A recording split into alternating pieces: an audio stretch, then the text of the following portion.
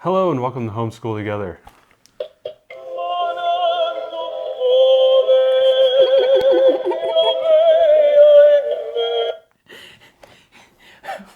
We were in Italy this week. So it's kind of fun because your parents brought that home for our kids from from Las Vegas, from the Venetian. And it's funny because we actually did a lot about Venice this week. And so that's one tie-in to that cute little pup. And we haven't heard that song a million times. That's why it's hidden.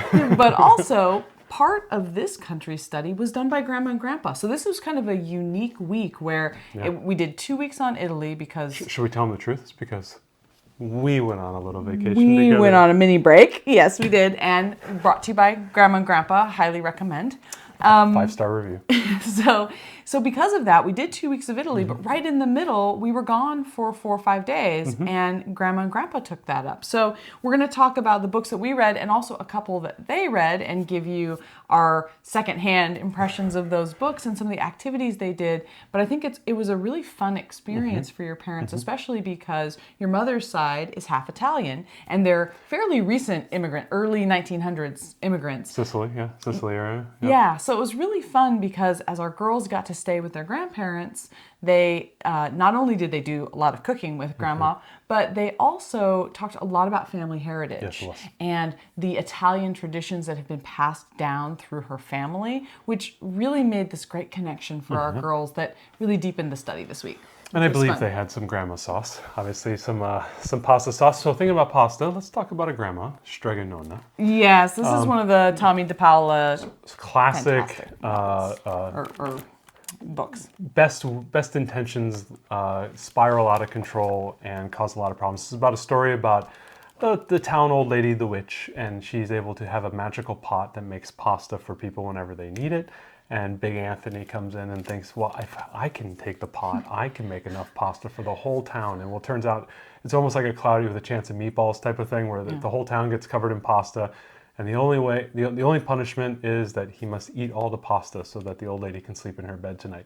And so it's kind of very cute, very fun, very playful, kind of a fun folktale story that you tend to see with a lot of countries, that we get these kind of old folktale stories that are kind of retold as sort of like children's stories. So it's really fun. Yeah, I like that they gave the visual to add to the folktale. So it's funny because our daughters were like, but wait a minute, is this like Jamie O'Rourke and the Big Potato? Why are these books always written about giant food? And I was like, these people were starving. I never really thought about that. But yes, there is another Tommy DePaola that is also about giant food. So anyway. He just likes food. Tommy likes food. Spoilers.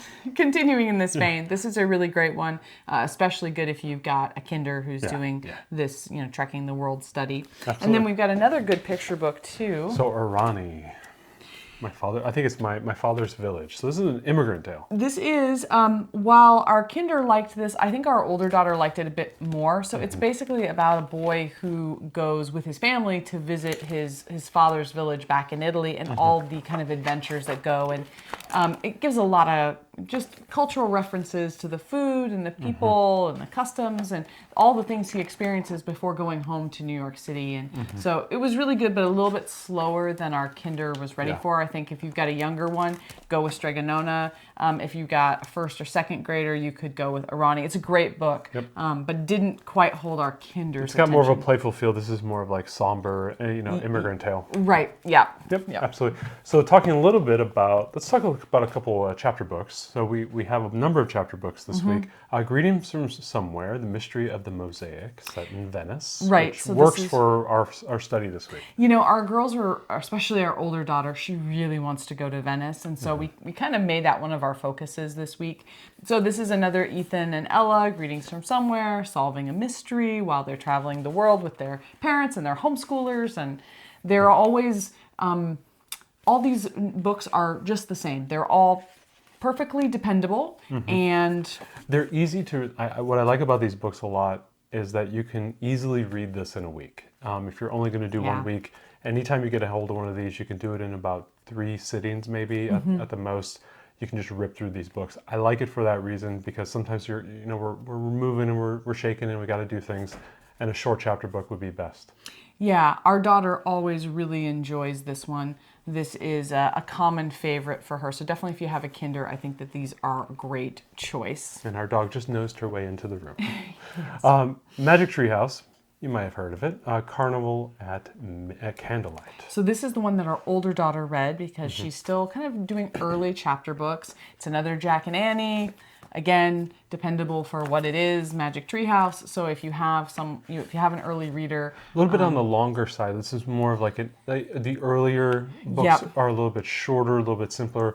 As you move up in more of the Merlin saga and Merlin missions or whatever I think they're called, they get a little bit more involved in the writing. And a little bit less pictures. Yes. So, but yeah, she enjoyed it. So that's a solid choice if you have an early chapter book reader. If you have a little bit of an older reader, we didn't get to this one this week, but it's a nice alternative called Postcards from Venice. A little bit more almost like a high middle grade young Yeah, YA. I would say this would be really good for middle grade.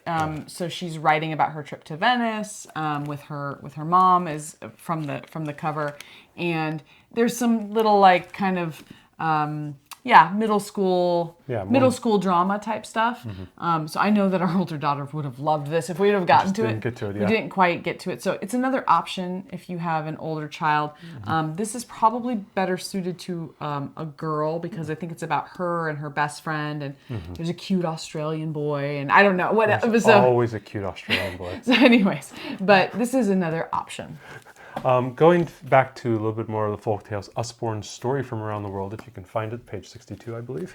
Look at you. I know, that's where I'm at. Just a cute little kind of folk tale about a young man who isn't working very hard in the farm, in the fields, and he is tricked into working to earn the money that is in the fields. He thinks there's buried treasure, and the tale is if you work in the fields and he's digging holes, and he's, well, why are you digging holes? Why don't we plant some seeds? And if you do this, well, why don't you water those seeds? And he keeps doing this, and all of a sudden he sells the produce and he gets his gold. And it's just kind of like almost like an Aesop Fables. Yeah, hard work. It was page 62. Nice job. So this is great. This Usborne Stories from Around the World. Really nice. About 5 or 6 pages in the reading. Super easy to do. Single sitting, not very hard at all. Yeah, this would be a good one. You can find this one used because I think it's out of print, but you should be able to find it used really easily. There's a larger edition, and then we have this pocket one. You can definitely just buy the smaller version. There's not a ton of pictures, but we like these folk tales because they seem to come together and have a bit more cohesive structure than some of the other folk tale books that we've read, and they're nice and short. Absolutely. Living in Italy, one of the things we like to do is have showcase children in those countries. It's the best way for our kids to identify with the region and the culture, and we love reading these. This is ready to read, basically and then there's another one, Follow Me Around Italy. Okay, so these are 2 of the same type of books, which are the story of a child and all about their life, where they go to school, what their family's like, what they do for fun, what they eat, just all the stuff. So the reason to show you both of these is they're 2 vastly different levels. If you have a kindergartner, do the ready to read one here because it's all an animated style. If you've got maybe K1, if you've got second or third, or even older, you can read the Follow Me Around series. They don't have them for as many countries as they have this one for. But this one's a little bit denser. Most of the European countries will be included, so more obscure countries or more smaller countries may not be covered, but these are really good. Right, so these are just 2 options depending on what age your kiddos are, but I think that seeing it from the perspective of a child, like you said, is a really powerful thing. So choose one of these books, or if your library only has this one and you have a younger student or vice versa, you can't go wrong. It's totally fine. But if you have both options, this kind of gives you an idea based on age. Next little thing, we want to touch a little bit on art. I Am Leonardo da Vinci. Yeah, so there's a lot of books on Da Vinci, of course. This one's great because it's really simplified. And it's based on, what's the show name? I don't remember. Xavier Riddle. Xavier Riddle, the Secret Museum, which is on PBS. So if your kids like that show, this is done more in a little bit of a comic-y type style. It's really fun. It's playful, enjoyable. It kind of takes Leonardo da Vinci and makes him like a little small character. It's really fun. The kids love these books. They're really easy to read. You can do it in a single sitting or come back to it periodically. There's a lot of great information. And it'll give you that touch point. If you want to have your study be focused on art, ours was on a location, but if you want yours on art, great little thing to pick up and then use this book to kickstart off on some other project or art study, whatever it might be. So we didn't do this specifical. We didn't do this specific I Am book because that was done by Grandma, but we've read other ones and they've all been good. So absolutely. Grandma said it was good. We had a little bit of an art project. We had, because we were doing Venice, we were able to do some art gondola. So we were able to cut them out. They're two-sided here, and girls loved it. It was fun. Super easy. We love the paper crafts. We love the paper crafts. It's super, I mean, you can have them color something, but I was like, I want them to cut out a little bit more. I had this grand vision of doing the Rialto Bridge, and it just like every time I was like, okay, we're going to do it today. You had all the popsicle sticks I had all the popsicle sticks. I had the printouts and everything. We were going to have this like three-dimensional bridge we're going to show to you, and all of you were going to sit there and go, wow. And it just didn't happen. Well, it was hard because we were here for a couple of days, and then we went on this vacation, and we had horrible allergies and got some sort of like sinus infections when we got home. So we had to kind of like try to finish it off. And so life happens. Life happens. It was a little bit weird. But didn't stop us on our food quest.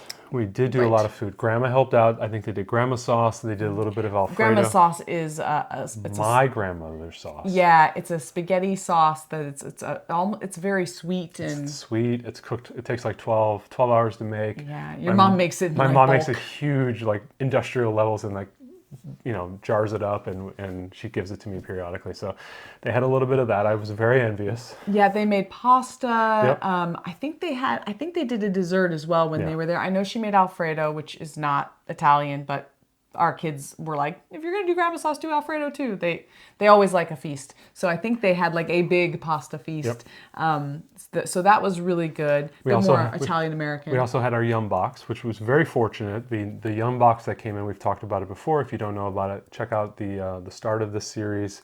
We talk a lot about the Yum box and how you can build your own. We'll put a link in the show notes. But the box that came this week, I think, was Italy. And it was amazing. It was perfect, so we were able to. And Italy is if you get a choice, if you those start little cookies, the amaretto. They're the almond cookies. The almond cookies. If you are starting a Yum box fresh, you're starting Universal Yums. Sometimes they'll give you a choice of what your first box is. If one of those choices is Italy, do that one. Go for that one because great. Just about everything in there is fabulous. It was really good. The food's all really good. So we really enjoyed that. The kids watched Luca on Disney Plus with your parents, and we've seen Luca a number of times. It's fantastic. So super cute. Luca's great. We also did a bunch of videos. So diving into the Venice thing, we did a lot of Rick Steves videos. He has almost a whole hour long thing on just Venice and the surrounding areas. So we watched a lot of that. We also watched a lot of the history of Venice, kind of how it started, how they built the city with the piers on the islands. It was really cool to watch. We also watched the end of Casino Royale, the very famous scene at the end where they're in Venice and the whole buildings are coming down. Girls were enthralled. Who's Vesper? Why is she in the thing? I'm like, we can't watch the whole thing right now because it's not appropriate for kids. For you. But this ending, I'll let you watch it. And they're like, they were awesome. And my oldest was like, Daniel Craig. I'm like, no, stop looking at Daniel Craig.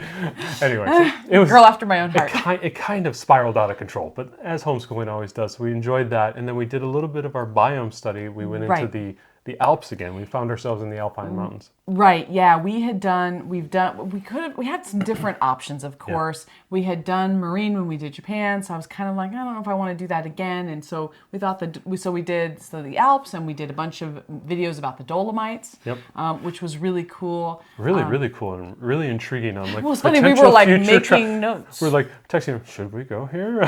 Someday. This looks amazing. This looks amazing.